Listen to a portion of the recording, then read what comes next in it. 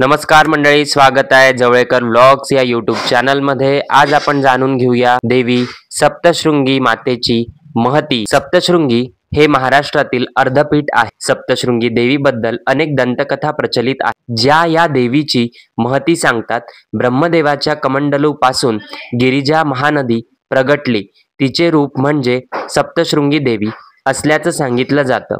तर शुंभ, निशुंभ व महिषासुराचा वध केल्यानंतर देवीने आराम करण्यासाठी या गडावर वास्तव्य केल्याचे म्हटले जाते। सप्तशृंगी गडावर महिषासुराचे एक मंदिर आहे। येथे देवीने त्रिशळाने महिषासुराच्या धडापासून शीर वेगळे केले, त्यामुळे पर्वताला मोठी भेग पडली, जी आजही दिसते असे म्हणतात।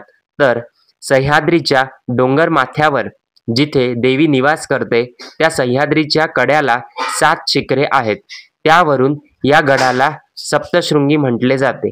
तर एका आख्यायिकेनुसार इंद्रजिताच्या शस्त्रामुळे बेशुद्ध झालेला लक्ष्मणाला शुद्धीवर आणण्यासाठी हनुमानाने द्रोणागिरी पर्वत उचलून आणताना त्याचा काही भाग जमिनीवर पडला, तो म्हणजे सप्तशृंगी असे सांगण्यात येते। नवरात्रीत याच सप्तशृंगी गडावर देवीचं दर्शन घेण्यासाठी भाविकांचे रीघ लागलेली असते।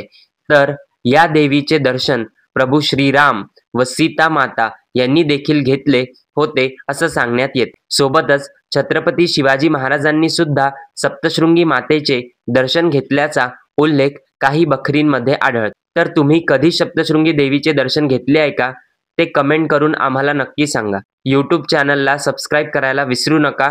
धन्यवाद।